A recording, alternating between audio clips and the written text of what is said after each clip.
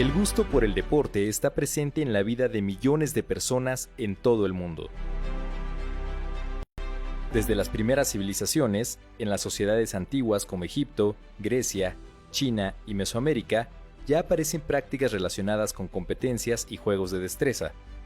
Sin embargo, con el paso de los siglos y las transformaciones culturales, lo que hoy conocemos como deporte es producto indiscutible del proceso histórico conocido como modernidad. Aunque algunos teóricos consideran que es producto de la sociedad industrial y otros opinan que tiene su origen en la aristocracia, lo cierto es que el deporte ahora es una importante forma de expresión de la sociedad contemporánea. La modernidad dotó al deporte actual de reglamentos, profesionalización, comercialización y en muchos casos lo ha convertido en un espectáculo. Hoy se discute el deber ser del deporte. Hay debates entre el amateurismo contra el profesionalismo, práctica deportiva contra espectadores, deporte de élite contra deporte popular. En el siglo XXI, la imagen global se encuentra acaparada por el deporte de élite, y por eso frecuentemente se asocia la práctica deportiva con los campeones y cifras multimillonarias en premios y fichajes. Hay fuertes diferencias entre comunidades identificadas con sus símbolos deportivos, con los mismos referentes de lenguaje, emblemas, costumbres, ideas, mitos, consumos y hábitos. La modernidad en el deporte también comprende un importante mercado de trabajo para jugadores, entrenadores, jueces y administrativos. Alrededor del fenómeno deportivo aparecen proveedores, distribuidores, medios masivos de comunicación y una serie de clubes y organizaciones que contribuyen a legitimar un poderoso mercado. El deporte se ha convertido en una fábrica de récords y figuras heroicas, junto a una serie de productos, ropa, equipo, revistas, programas televisivos. Los atletas venden su capital deportivo con el que logran hazañas y luego venden su imagen para promover marcas. El deporte es ahora uno de los componentes principales de la cultura, junto con otras manifestaciones similares como el cine, los festivales de música y los espectáculos por televisión. Es una industria altamente lucrativa gracias a la influencia de la televisión, la radio, la prensa y el Internet. Este es el deporte de ahora, el deporte en la modernidad.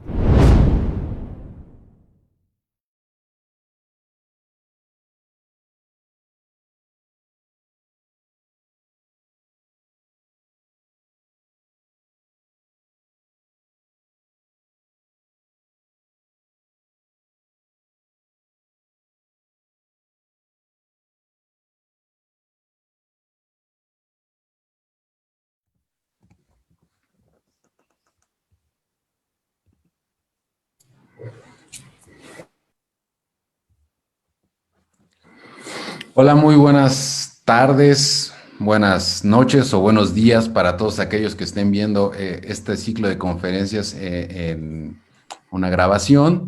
El día de hoy vamos a dar inicio con una serie de charlas que tendremos a lo largo de toda esta semana, que ha organizado la Dirección General del Deporte Universitario y la Dirección General de Divulgación de las Humanidades. El título que lleva esta serie de charlas se llama Humanidades, Deporte, Charlas y Retos Deportivos. Estas charlas se llevarán, como bien les decía, toda esta semana, del 30 de noviembre al 4 de diciembre, a las 5 de la tarde.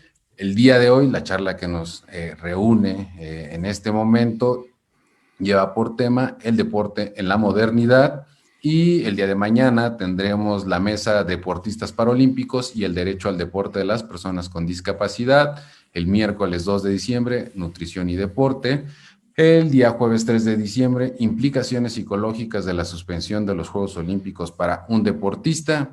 El día viernes 4 de diciembre, derecho y deporte, y con esto cerraremos estas charlas, pero el día sábado 5 de diciembre terminaremos con unos eventos renominados retos deportivos, y donde también habrá un pequeño resumen de lo mejor que tuvimos en estas charlas. Como les decía, el día de hoy nos convoca esta interesante plática que lleva por título El deporte en la modernidad. Definitivamente no vamos a poder abordar todos los temas que esto implica, pero sin duda tendremos unas puntos de vista y unas visiones bastante oportunas de lo que es el deporte y cómo podemos entender el deporte como un fenómeno completamente de la modernidad y cómo se ha diferenciado, ¿no? Y cómo se involucra y cómo se inserta en este sistema que ahora mismo nuestros expertos, Vico y Juan Villoro, podrán abordar un poco más al respecto. Entonces, voy a hacer la presentación ahora de estas dos ponencias. Tenemos una mesa definitivamente de lujo, ¿no? Acompañados por, en primer lugar, Juan Villoro, escritor y periodista, nació en la Ciudad de México en 1956, ha sido profesor en la UNAM y profesor visitante en distintas universidades como Yale, Princeton, Stanford y Pompeu Fabra de Barcelona, así como en la Fundación de Nuevo Periodismo creada por Gabriel García Márquez.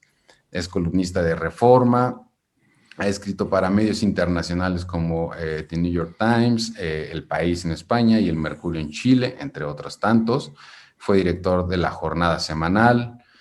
Estudió Sociología en la Universidad Autónoma Metropolitana Iztapalapa y es doctor honoris causa por la Universidad Michoacana de San Nicolás de Hidalgo y por la Universidad Autónoma Metropolitana.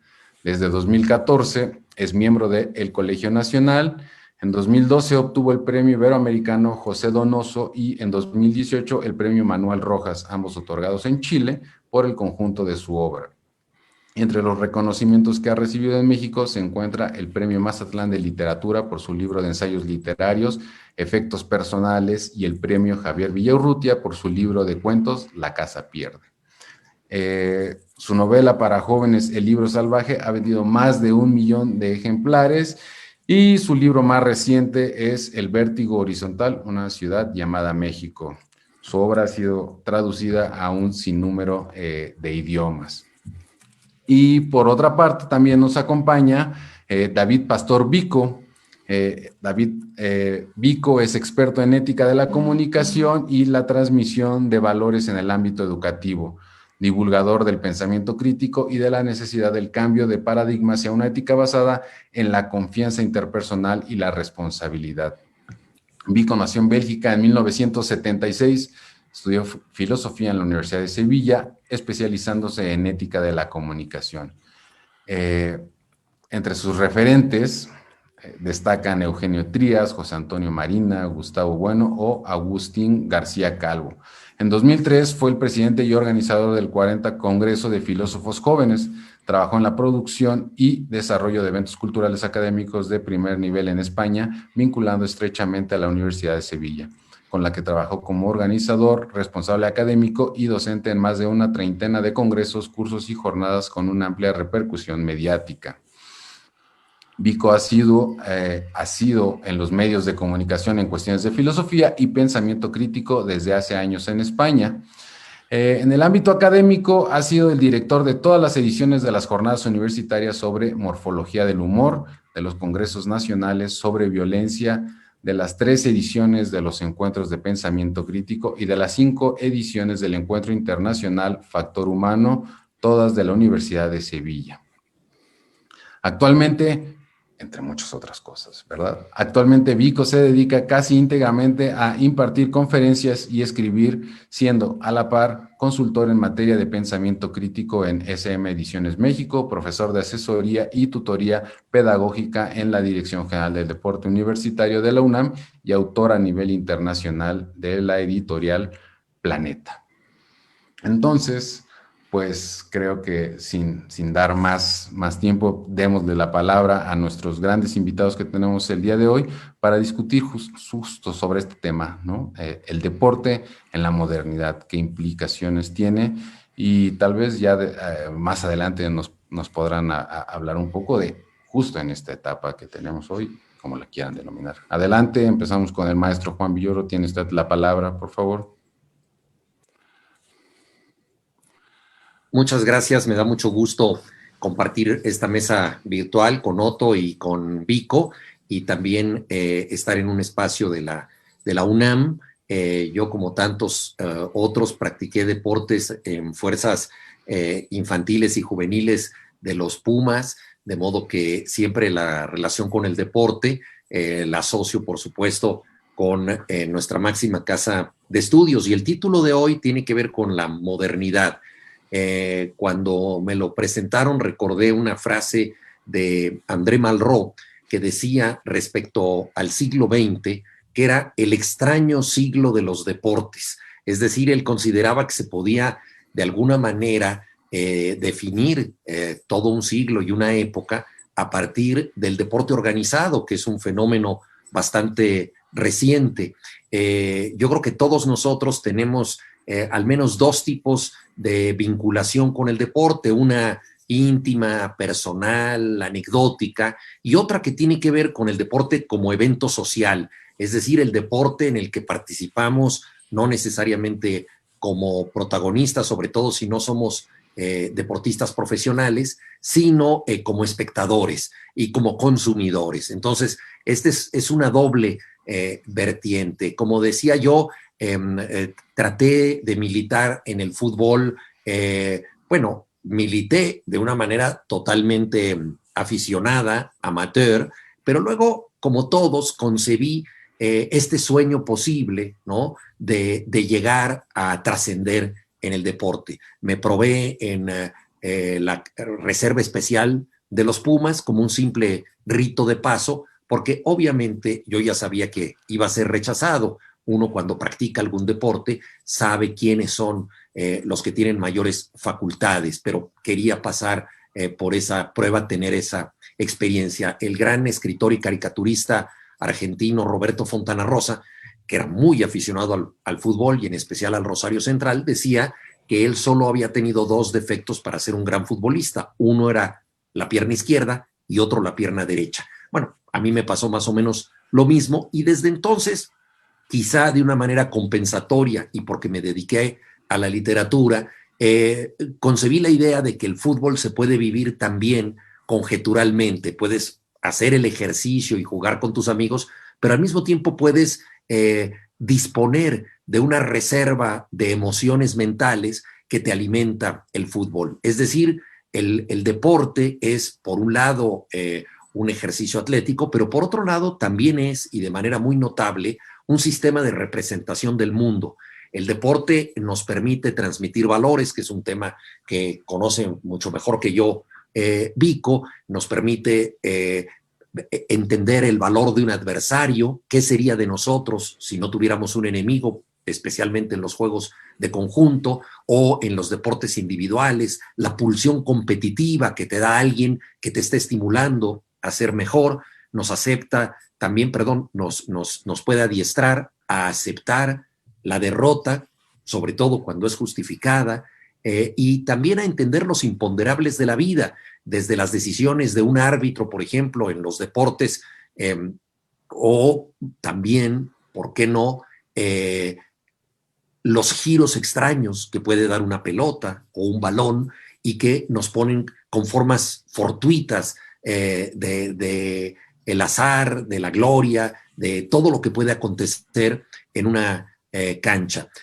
Creo que el deporte organizado, tal y como lo conocemos en la modernidad, depende muchísimo del público. Ahora tenemos una época de estadios vacíos en donde la mayoría de los deportes, especialmente los de conjunto que concitan a tanta gente, pues son de algún modo simulacros de sí mismos, no llegan a tener ese impacto porque carecen de testigos y sobre todo carecen de quienes de alguna manera participan en el juego con su entusiasmo. Los que no pudimos destacar como jugadores profesionales, hemos tratado de alentar muchas veces a nuestros jugadores, de ahí que haya surgido esta expresión del jugador número 12 para tipificar al graderío, a la gente que con su emoción influye de algún modo en el resultado. El público también es un protagonista y ahora lo vemos más que nunca cuando los estadios están vacíos. Siendo el siglo XX, como decía Malraux, el extraño siglo de los deportes, evidentemente esta actividad que concita la afición de muchísimas personas se volvió algo muy atractivo para la economía, la política, incluso para la educación, la religión, etcétera. Entonces, el fútbol organizado y el deporte en su conjunto, creo que han creado un conglomerado de intereses que no necesariamente tienen que ver con lo que ocurre en la cancha, pero que derivan de las pasiones que se despiertan en la cancha. Basta ver lo que acaba de ocurrir con la muerte de Diego Armando Maradona, la devoción de las personas, el sentimentalismo, los 3 días de luto nacional en Argentina,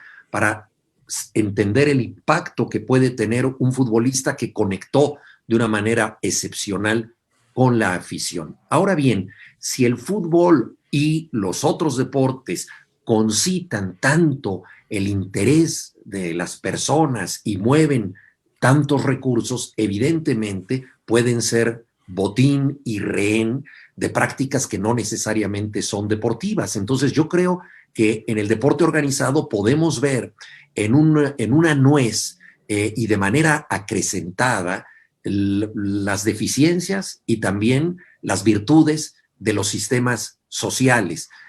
Me parece preocupante que en el deporte organizado se haya permitido que haya una especie de vacío de legislación, de tal manera que en democracias muy asentadas se puede hacer una auditoría de todo, se puede reclamar que la democracia cumpla con ciertos requisitos, pero las asociaciones deportivas no son investigadas de la misma manera. Si vemos lo que dura un jerarca deportivo en su puesto, muchas veces más de 20 años, Juan Antonio Samaranch al frente del Comité Olímpico Internacional, Joe Havelange al frente de la FIFA, José Sulaimán al frente del Consejo Mundial de Boxeo, son auténticas tiranías que se establecen durante mucho tiempo sin auditoría alguna, hasta que llega, por ejemplo, el FBI e interviene en los escándalos que luego conocimos de la FIFA. Entonces, el fútbol, al concitar tantas cosas, y el deporte organizado al concitarlas también,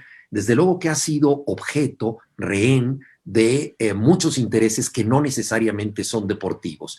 Concluyo con esto: en los grandes días el deporte sirve para tener una balanza del mundo donde puede ganar el mejor y donde se puede reconocer el esfuerzo del contrario. Es también, en muchos casos, una opción democrática de participación, porque depende del atletismo, pero también depende de la disciplina mental, de la concentración, de las picardías intelectuales para sacarle alguna ventaja a los adversarios. Y esta lección ética, que a mí me parece formidable, desde luego que coincide con un mundo en donde todo esto que es tan noble puede ser explotado en beneficio de consorcios, de televisoras, de políticos que se apoyan en los equipos o en el entusiasmo de la gente para adelantar sus agendas personales y su ideología. Y claro, también ha sido el fútbol y el deporte en general campo del dopaje, del machismo, de la xenofobia, del nacionalismo, de muchos otros problemas. Entonces, son luces y sombras, son contrastes que yo creo que de manera extremada expresan lo que somos. Y digo de manera extremada porque pienso que el deporte es un poco como esos espejos de las ferias, espejos cóncavos y convexos que nos hacen ver o mucho más flacos o mucho más gordos. Entonces extreman lo que somos, provienen de nosotros, pero lo agrandan. Creo que este es el gran impacto que tiene el deporte organizado en el mundo actual. Sin duda se ha convertido en uno de los elementos principales del mercado, ¿no? Una gran explotación que existe todo alrededor de ello, y creo que podrán abordar ahora un poco más, ¿no? Y hablando acá justamente, Vico, bien lo señalaba Juan, en este cambio, ¿no? de la época tradicional, o de lo que se entiende como la época tradicional, la época medieval, y cuando damos avance hacia lo que hoy entendemos y lo que se entiende como modernidad, y surge el deporte, justo se le plasma a una serie de valores y principios que nos transmiten a nosotros. Creo que nadie mejor que tú para que nos cuente, nos explique, aborde un poco sobre este tema de el papel que tiene efectivamente el deporte en la transmisión de los valores en la modernidad. Pues yo voy a parafrasear a filósofos y bueno, pues Juan ha hecho creo que una exposición, una introducción magnífica que me va a servir para cabalgar en hombros de gigantes. O sea, voy a utilizar tus hombros, Juan, para poder desarrollar de alguna manera, bueno, pues en 3 pinceladas, porque hay poco tiempo, un poco cuál es la visión desde la filosofía. Y lo primero que tenemos que entender es que al ser el deporte una representación cultural, un producto cultural del hombre, pues el hombre es muy poliédrico, el ser humano es absolutamente poliédrico, multifacético, y entonces no podemos quedarnos con un deporte, tenemos que abrir un poco el espectro para sobre ese espectro ver realmente dónde caen eso que hablamos de los valores del deporte, o como a veces he comentado que el deporte puede ser en sí un valor, pero hay que encontrar dónde encajarlo. ¿Por qué digo eso? Bueno, en el vídeo de introducción, que habéis puesto, ese vídeo magníficamente editado y que contextualiza, hay varias cosas que quiero rescatar y utilizar, igual que de lo que ha dicho Juan. El deporte, la significación del deporte en Occidente es pues, de un origen muy burgués, marcadamente burgués. Las primeras Olimpiadas modernas, con el Barón Pierre de Coubertin, bueno, pues eran chicos de clase muy acomodada, situaciones muy bien pertrejadas, y realmente no se convierte en un fenómeno político. Las Olimpiadas, estoy hablando, hay otras representaciones deportivas, pero no se convierte en un fenómeno político de interés mundial hasta el año 1936 con las Olimpiadas de Berlín. Y no precisamente porque allí fuese a haber algo grande, sino porque estaba Hitler y era una forma de hacer un escaparate de toda su ideología y de todo su poder. Y a pesar de que en la historia nos queda esa imagen icónica muy del mundo occidental de Jesse Owens dejando a todos en la grada con la boca abierta, viendo cómo se lleva 4 oros olímpicos, en el fondo hay que recordar que para los alemanes todo fue un gran logro porque ellos fueron los que más medallas ganaron y utilizaron eso como un elemento de propaganda y comenzaron la industrialización del mundo del deporte. Entonces, quiero hacer simplemente 3 divisiones, podríamos hacer seguramente muchísimas más, pero quiero hacer 3 divisiones claras cuando hablamos del deporte como fenómeno cultural en la modernidad. La primera es de la que hemos estado hablando con bastante fruición, o sea, el deporte como una industria, que lo es evidente, mueve miles de millones y llega a cuestiones tan extrañas como, por ejemplo, hablaban en la cápsula del negocio de las prendas deportivas. Bueno, hay zapatillas de marcas que ya las conocemos, que valen miles de dólares y que normalmente jamás se utilizarán para hacer ningún tipo de deporte, ¿no? Simplemente es una zapatilla deportiva que se convierte en un bien de mercado, en un bien incluso de arte, y esto pues me recuerda a Warhol y a toda esta banalización del arte y del ejemplo, ¿no? Ahí tenemos un ejemplo muy extremo, pero muy real, que es el que consumimos, como decía Juan. Quizás hay 2 facetas del deporte a nivel individual, que es el deporte que consumes y es el deporte que practicas, si tienes a bien practicarlo o lo has practicado, ¿no? En ese campo, el deporte como industria es el que solemos consumir. Pero hay también 2 divisiones que a mí me parecen muy importantes del deporte. La primera división importante, aparte de la industrial, que está por aquí dando vueltas encima de nuestras cabezas, pero creo que una división fundamental es el deporte amateur. O sea, el deporte, y tengo que romper una lanza, pues soy profesor de la Dirección General del Deporte Universitario de la UNAM, entonces hay que romper una lanza por el deporte universitario, que es complemento justo con su peso totalmente claro y definido para la educación integral del ser humano, del estudiante. O sea, el deporte no es un complemento en el sentido de que te complementa, sino que forma parte de toda tu educación.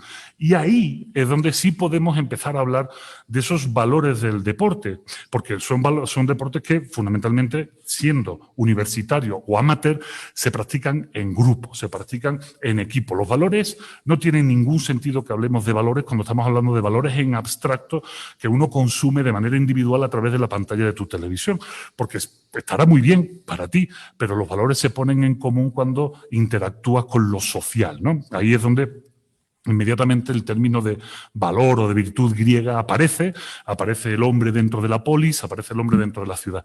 Entonces el deporte universitario, el deporte amateur, el que se practica sin más fin que el que practicar deporte, divertirse haciendo deporte, conseguir unas ciertas metas, porque siempre es positivo, como decía Juan también, esa competitividad sana, donde no hay involucrado más que la superación de uno mismo, bueno, pues ahí tiene muchísima significación. Y después, tamizado por el primer deporte que hablaba, esa industria deportiva, aparece ya el deporte individual. El deporte individual en una sociedad absolutamente individual. Cuando me refiero al deporte individual es al que practica cada uno, que lo practique de una manera personal, que va a su tienda de deporte de referencia, que se compra sus zapatillas, se compra su ropa, sale a correr al parque y después se dedica a poner sistemáticamente sus logros en las redes sociales y a demostrar que es un gran deportista porque es capaz de hacer 25 lagartijas durante un mes seguido por una buena causa en cualquier red social. Ahí es donde vamos a ver una radiografía muy buena de la situación social. En ese deporte personal, individual de cada uno que hace en su casa ahora que estamos en pandemia, que todos empezaron con mucha fuerza hace 9 meses y ya cada vez las fuerzas flaquean más, ¿no? Y si no es por iniciativas como la del deporte universitario que constantemente está poniendo vídeos de activación, pues mucha gente se habría desmoralizado, ¿no? Pues lo que nos toca a nosotros como nuestra labor. Pero ahí es donde vemos el reflejo, para utilizar el mismo símil de Juan, el reflejo de la feria, ahí vemos ese reflejo deformado de una sociedad hasta el extremo. ¿Por qué? Porque para mí, como filósofo, cuando hablamos de valores y hablamos de deporte, vuelvo otra vez, vuelvo a lo colectivo. Vuelvo a este sentimiento de el individuo como tal, como elemento solitario dentro de un sistema, no es capaz de componer el sistema. No es más que eso, un individuo, un elemento, y además el elemento aislado suele ser bastante acrítico, fácilmente manejable, manipulable, y es el que se comprará las zapatillas para correr más caras simplemente por demostrar que tiene dinero y convierte ese ejercicio del deporte en ese arranque del que yo os hablaba hace unos minutos, ese arranque aburguesado, ese arranque de clase social, que era el que podía hacer deporte, y él lo demuestra porque tiene su iWatch conectado con su zapatilla, conectado con su red social, conectado con un satélite que está vete tú a saber dónde, para demostrar como todos los días es capaz de hacer ese tipo de acción. Esto en una sociedad, como diría Bauman, ¿no? Una sociedad líquida donde esos valores se empiezan a dispersar y empiezan a perder forma. Esta práctica deportiva es más aspiracionista y pretenciosa que real. Esta práctica deportiva sí podrá tener ciertas características positivas. O sea, hará que la persona tenga una activación física, que su corazón funcione mejor, que su sistema físico esté optimizado, pero realmente no aportará esa carga que estamos buscando siempre desde las humanidades del deporte como un elemento valioso dentro de la vida y de la convivencia. Eso no significa que para disfrutar de los parabienes de los valores del deporte tengamos que practicar deporte. Como bien dice Juan, está la faceta de yo puedo observar deporte y puedo ser, dentro de mi papel de observador, puedo tener una postura crítica, pero vuelvo a retomar. Es muy triste ver un partido de fútbol solo en casa. Es tremendamente triste. Epicuro diría, por ejemplo, que comer solo es dar una oportunidad para perder una buena conversación, ¿no? Bueno, pues yo creo que ver un partido de fútbol americano, o ver una competición atlética desde la soledad de tu casa, pues es perder una oportunidad para sentirte parte de un grupo que es capaz de compaginar el espectáculo que está viendo, que no hay que olvidar que esto forma parte también de una sociedad del entretenimiento, con ciertos valores. Ahí es donde vuelvo a subirme nuevamente al deporte universitario, es donde vuelvo a subirme al deporte amateur, porque una de las características del deporte amateur es que, a pesar incluso de que hay muchas disciplinas que se hacen en solitario, siempre el entrenamiento, el ir a la competición, la porra que está enfrente, que está echándote ánimo, todo forma parte de un grupo, ¿no? Y cuando ese grupo se mercantiliza, cuando ese grupo se convierte en que pagas una cuota de un canal deportivo, que estás pagando un abono y que finalmente acabas solo viendo un partido, pues está bien para pasar el tiempo, está bien para entretenerse, está bien como cierto tipo de ocio, porque hemos malinterpretado el término ocio. Ocio, en realidad, lo que significa, el origen latino del otium, es hacer aquello que te complete como ser humano. Lo demás es el negocio, o sea, la negación del ocio, o sea, el trabajar, ¿no? Básicamente.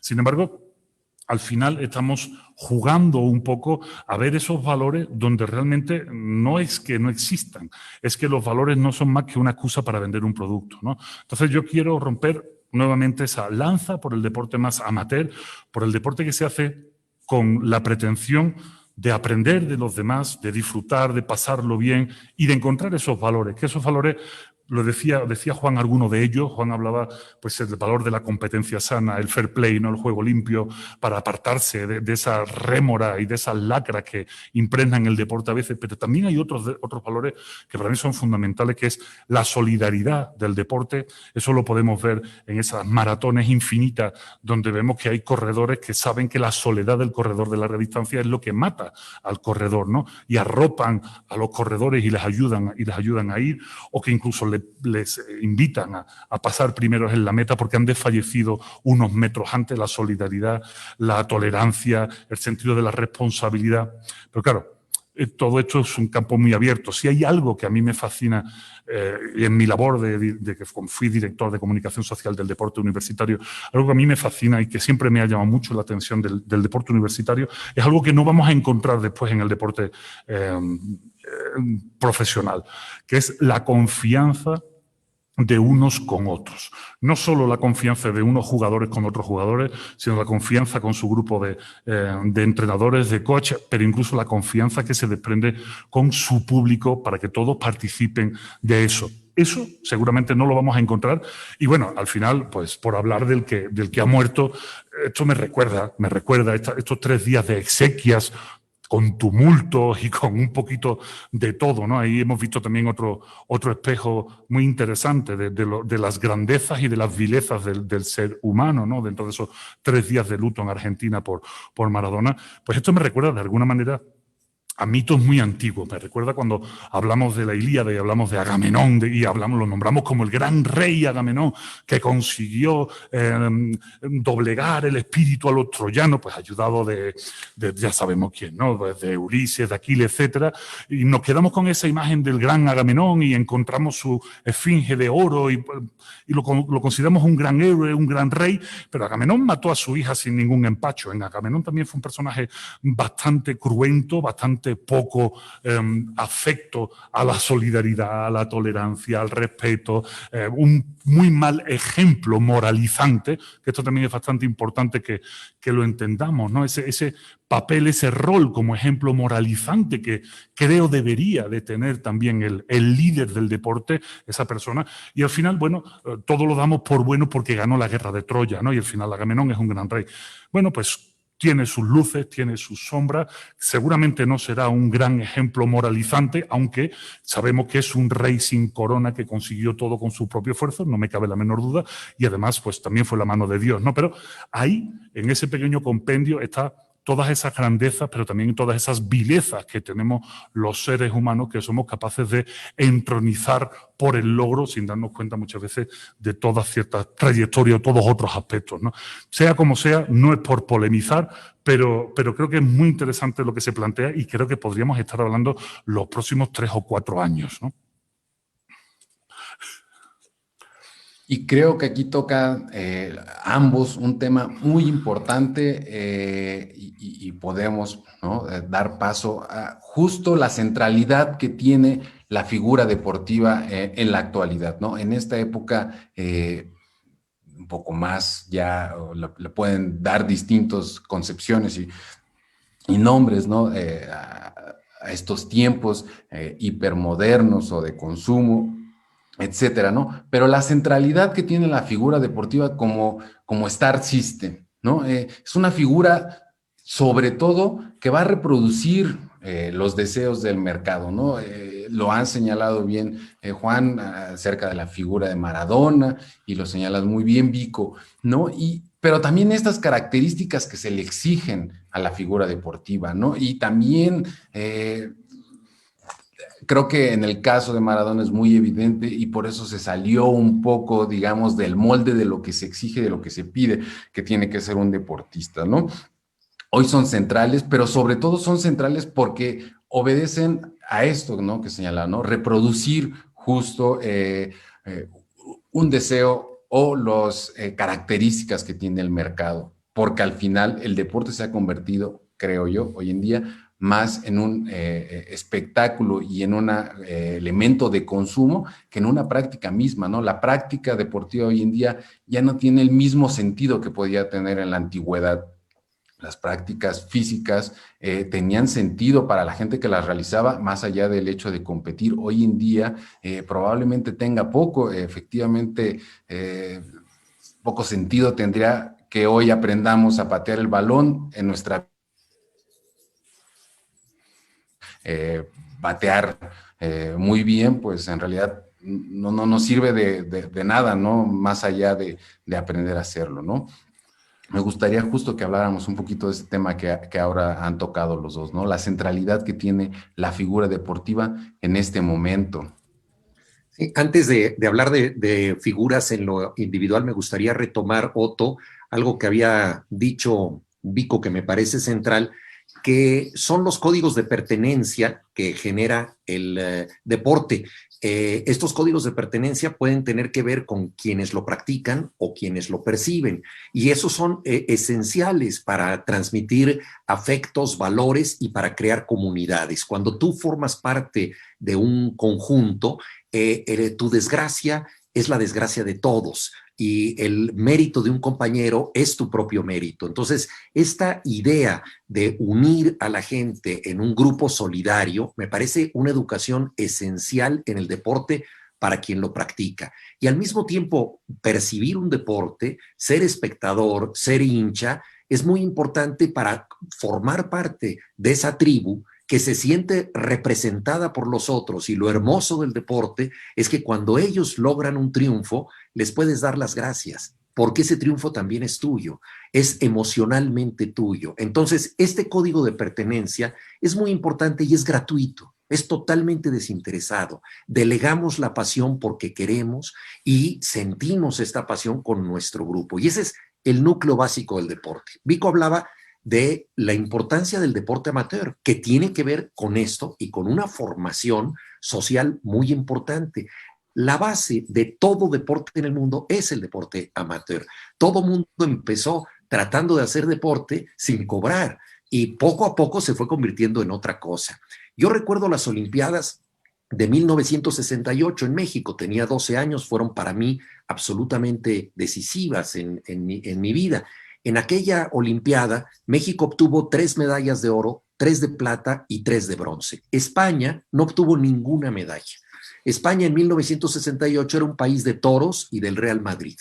¿Y qué pasó después con la transición a la democracia y con la inversión que hizo España en todos los deportes, la democratización de las oportunidades y todo lo que hizo en el campo amateur? De esa inversión surgió uno de los países que más se ha desarrollado en el deporte, desde nado sincronizado hasta automovilismo, pasando por tenis y todos los demás deportes. Tiene que ver con una estructura social que hace códigos de pertenencia, deporte amateur y posteriormente crea las oportunidades para desarrollar el profesionalismo. Ahora, esto es lo más noble. Y luego viene, claro, la tentación de convertir a las figuras en mercancías extraordinarias y hacer, por ejemplo, que ganen más dinero con la venta de camisetas o con la grabación de comerciales que con su propio deporte. Y esto los enajena a sí mismos. En una ocasión yo fui a hacer un reportaje al estadio Camp Nou del Barcelona y estaba Ronaldinho filmando un comercial y para entretenerse en las pausas del comercial jugaba con la PlayStation con el personaje de Ronaldinho. Es decir, él jugaba a ser Ronaldinho, lo cual en una imagen comercial, ¿no? Esto habla del grado de comercialización al que llegan los jugadores y de pronto en cualquier deporte, fútbol americano, béisbol, los deportes mejor pagados, es muy común escuchar a un deportista de alto nivel decir: quiero volver a ser el mejor pagado o quiero llegar a ser el mejor pagado. No quiero romper el récord, sino quiero ser el que más dinero recibe. Es una distorsión, es caer en el negocio cuando lo que debe ser es el ocio. Por eso debemos recordar a figuras como Abebe Bikila, por ejemplo, que ganó el maratón corriendo descalzo. Un etíope pobre que corría descalzo y así ganó el maratón. Carrera, por supuesto, es simbólica, ¿no? Porque es la historia de un hombre que salvó a su pueblo, ¿verdad?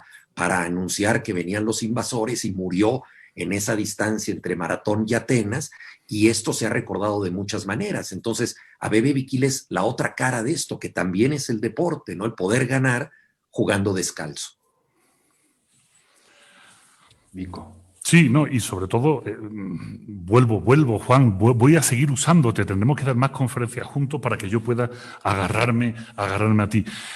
Y has tocado dos temas fundamentales. El primero es el de la concepción de la tribu, algo en lo que hay que trabajar más, porque una de las cuestiones que tiene la tribu, que unifica a la tribu, es, lo decía antes, la noción de confianza interpersonal, ¿no? O sea, una tribu funciona porque todo el mundo sabe quién es el otro, qué hace, dónde está y para qué sirve. Y eso tiene su contraprestación. Es muy interesante en filosofía cuando tenemos un término y buscamos inmediatamente ese otro término que le da equilibrio, ¿no? al concepto. Y el concepto de confianza, el que le da equilibrio es el de responsabilidad. Esto es muy interesante. Decimos que podemos confiar en alguien porque sabemos que ese alguien hará lo que esperamos que vaya a hacer. Y alguien es responsable porque ese alguien va a hacer lo que los demás esperan que haga. O sea, inmediatamente tenemos estos dos conceptos vertebrados en una hilazón. ¿Qué sucede en la modernidad? Bueno, en la modernidad, uno de los grandes peajes que estamos pagando por la modernidad es la individualización de la sociedad, la fragmentación de la sociedad, la ruptura del clan, la ruptura de la tribu. Esto ya no existe, verán, no existe desde que la ciudad de Uruk tuvo más de 5.000 habitantes hace 7.000 años, ¿no? Pero realmente, bueno, hemos estado viviendo en clanes más o menos parejos mientras, por ejemplo, los barrios o las colonias tenían identidad, acentos propios que éramos capaces de diferenciar. Yo, que soy sevillano, hace algunos años el trianero y el macareno tenían acentos diferentes, ¿no? Entonces éramos capaces de diferenciar de la colonia de quién era. Y había ese sentimiento de pertenencia, ¿no? Esto se rompe con la modernidad, se rompe obviamente con la caída del muro de Berlín y la escisión de la Unión Soviética y la llegada de un neoliberalismo que utiliza al individuo siempre como moneda de cambio fungible, y entonces aparecen los estadios, o diría Gilles Lipovetsky, aparece también estos maratones de la dádiva, el Teletón, por ejemplo, ¿no? Aparecen esos espacios donde de repente, por un tiempo, podemos pertenecer a la tribu, podemos pertenecer al clan. Durante un tiempo determinado, mientras llevemos los colores identificativos, que esto es algo maravilloso, y cualquier antropólogo se vuelve loco cuando habla de esto, ¿no? Que son los mismos colores que podían llevar clanes diferentes cuando iban a la guerra, que tenían sus distintivos, ¿no? Pues mientras lleven los colores, eres de ese clan, eres de esa familia, y os vais a respetar, vais a confiar el uno en el otro, hasta que cada uno después se quite los colores y cada uno sea de su casa. Pero ese momento es fundamental por algo que esta sociedad está adoleciendo, que es este exceso de la emotividad como motor para hacer cosas, ¿no? La emoción, que también lo has dicho, Juan, también has nombrado la emoción es fundamental, pero claro, la emoción se ha mercantilizado. Y en este momento en el que tú hablabas, Otto, de esa necesidad del ídolo deportivo, esa centralización del deporte en el ídolo, yo tengo que volver nuevamente a los clásicos porque son los que tenemos. Y el único referente que tengo para poder tener cierta semejanza con el ídolo deportivo es el héroe clásico. Pero es que el héroe clásico era algo más allá de eso. El héroe clásico, y como filósofo de la ética lo necesito, el héroe clásico era una persona que no es porque su padre o su madre hubiesen sido un dios. Hay héroes, Ulises, por ejemplo, no tiene estas parentescas divinos, ¿no? El héroe clásico es, por su capacidad, un ejemplo para los demás, y también por su pérdida de cosas. O sea, Ulises él se llega a decir a sí mismo bastante débil en ciertas cosas y utiliza la astucia para sobrellevar y sobrepasar. Se ata a un mástil para poder escuchar a las sirenas y obliga a sus remeros, ¿no? A sus compañeros que se pongan cera en los oídos. Lo que quiero decir es que ese papel del ídolo, ese papel del héroe griego, que ha sido fundamental durante casi 4.000 años en la historia de la humanidad para tenerlo como vertebrador y ejemplo moralizante, se ha difuminado, ha desaparecido. Y al final, estos héroes, como esos héroes modernos, se han convertido en el vaso vacío que yo lleno con mi emotividad. Por eso salgo a la calle y me rompo las vestiduras y digo, ¿qué voy a hacer ahora que ha muerto mi ídolo, ¿no? Porque es el vaso donde estoy metiendo mi emotividad y es el ejemplo de lo que a mí me hubiera gustado llegar a ser y que sé que no seré jamás. Sin embargo, el héroe griego era diferente, porque podíamos emularlo, podíamos ser astutos como Ulises, podíamos teníamos ese ejemplo que nos servía para regir de alguna manera nuestro comportamiento, sobre todo, vuelvo otra vez a lo mismo, en nuestro clan. Hemos perdido el clan, usamos un término pseudoclanes. Para mí, un hincha deportivo utiliza ese estadio como un pseudoclan, igual que puede ser un seguidor de un partido político acérrimo, igual que puede ser un seguidor de un culto religioso, igual que puede ser el que pertenezca a una logia de cualquier tipo. O sea, son pseudoclanes donde encontramos eso que nos hace falta, pero no está cargado de razón, está cargado de emoción. Y al final, cuando cuelgo la playera de mi equipo, cuando cuelgo la playera de los Pumas y salgo a la calle, yo ya no sé si esa persona que tengo delante es Puma como yo o es del América. Ya no lo sé. Y entonces ya no sé si confiar en él o no confiar en él. Si llevara la playera, podría confiar en él, pero como no la lleva, ya no sé. Y eso es triste, eso es una pérdida, eso es una pérdida. Entonces, bueno, pues un poco era ese utilizar lo que Juan había dicho y lo que tú planteas, Otto, bueno, pues para que hagamos esa reflexión realmente de qué tipo de ídolos deportivos queremos. Seguramente tengamos los que nos merecemos, esa es otra, ¿va? Pero ¿cuáles serían los deseables? Esa sería una buena reflexión. Muy bien, Mico, y pues desafortunadamente, como advertíamos desde el principio, se nos iba a ir muy rápido, nos estamos acercando, ¿no?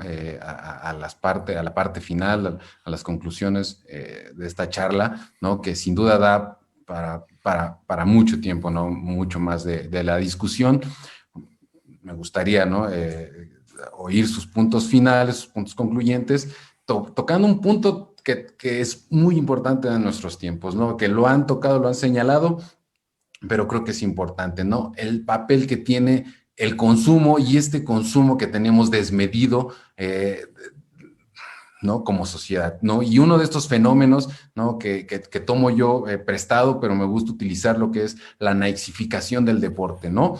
Nike, ¿no? Las grandes empresas y las grandes compañías nos dicen cómo es como debemos consumir el deporte, qué es lo que debemos ser, ¿no? Cuándo podemos, cuándo debemos, ¿no? Nike es quien alienta a este tipo de prácticas, ¿no? De acuerdo a las tendencias del consumo.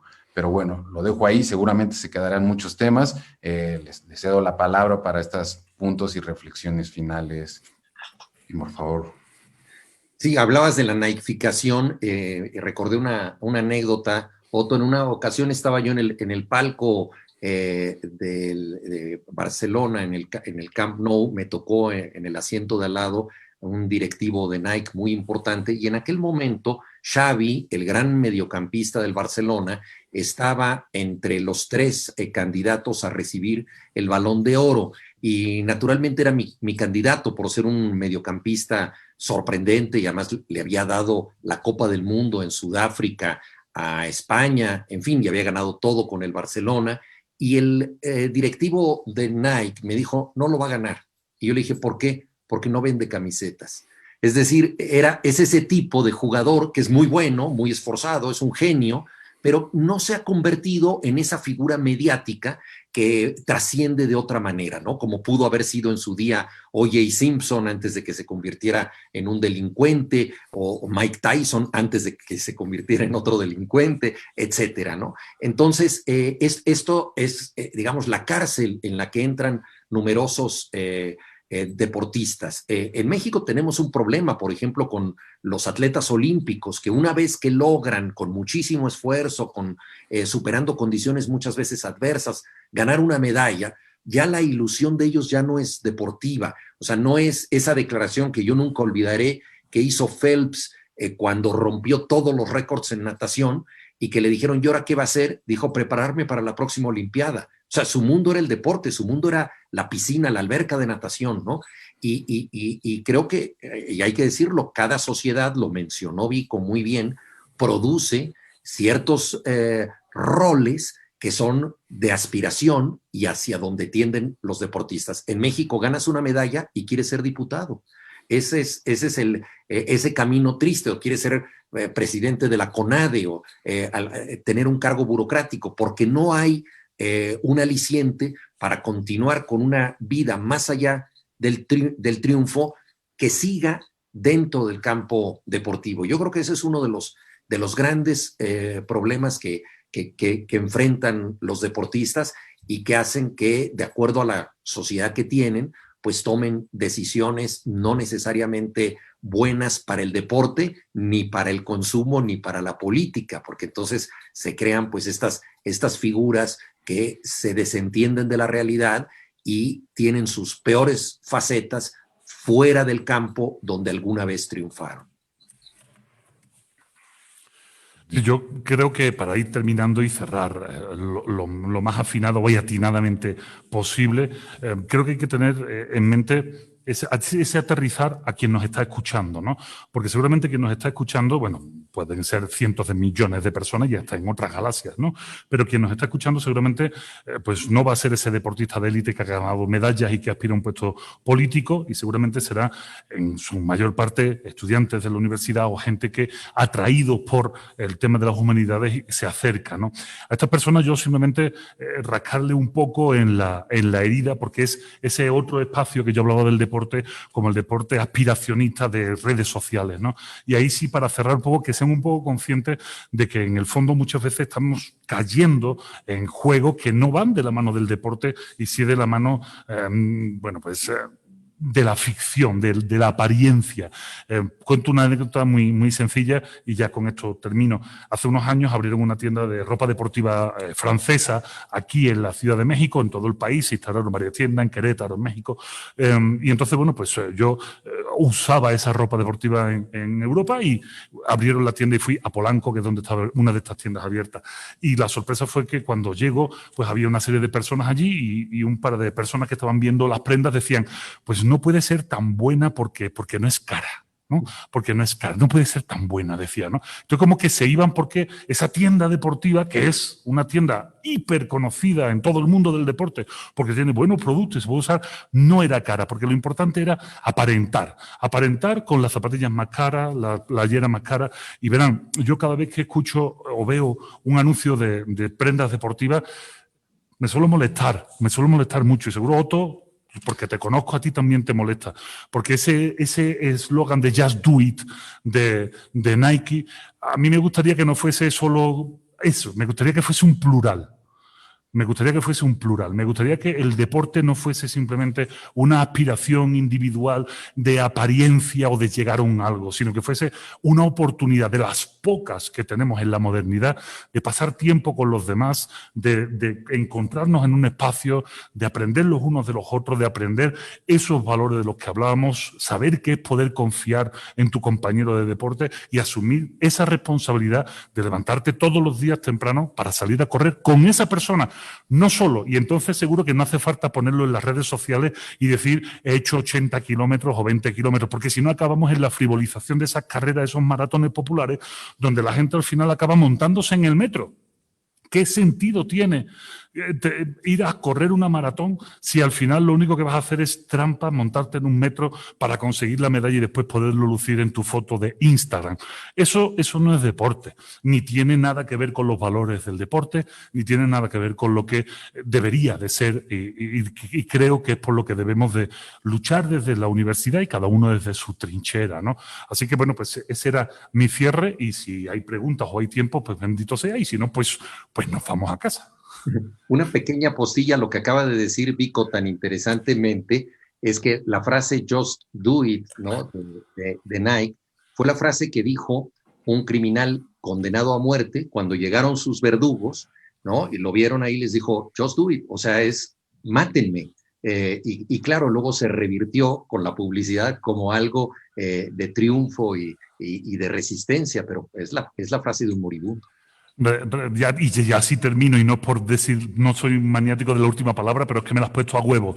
Es es la malversación del término éxito. Éxito no es conseguir logros, éxito es salir de un sitio a otro. Cada vez que nos montamos en el metro vemos éxito, salida, es pasar de un estado a otro, no es pasar de un estado de miseria a uno de grandilocuencia. El deporte no es conseguir éxito, el deporte es un camino en sí, como la felicidad que decía Aristóteles, y no es la búsqueda de ese fin glorioso y del laurel, va mucho más allá. Un placer estar hablando con ustedes, de verdad. Y sin duda creo que el Just Do It también ha generado que mucha gente se levante a hacer ejercicio, pero ha generado más lesiones que ninguna otra frase, ¿no? Y ha generado muchos más traumas y dolores que lo que ellos mismos estaban pensando cuando hicieron esa frase, ¿no? Y sin embargo, creo que está muy metida en la mente de todos, ¿no? Desafortunadamente, pues bueno, se nos viene el tiempo encima. Muchas gracias. Juan David Pastor Vico, David Pastor Vico, yo te estoy poniendo un nombre más, ¿no? Juan Villoro, muchas gracias por esta charla, ¿no? Es corta, ¿no? Y no nos da tiempo de hablar de justo, ¿no? De otras modernidades que hay, ¿no? Nos enfocamos en una práctica deportiva muy precisa, pero creo que es bastante enriquecedor y sin duda, pues, deja ahí muchas preguntas para los ponentes, pero también para el público en general, que nos podemos ir haciendo sobre cuál es el papel, qué papel tiene el deporte, qué papel va a jugar el deporte en la reactivación, digamos, ¿no? Sin duda es un pilar el deporte como empresa de esta industria capitalista que tenemos hoy en día, ¿no? Entonces ya lo veremos y probablemente lo estemos platicando aquí en un futuro. Pues muchas gracias a la Dirección General del Deporte Universitario, muchas gracias a la Dirección General de Divulgación de las Humanidades por organizar estas charlas. Los invitamos a que sigan sintonizando y que vengan para el resto de estas charlas y pues agradecer a todos, agradecer al público y agradecer a nuestros grandes ponentes que tuvimos el día de hoy. Gracias. Gracias, un placer.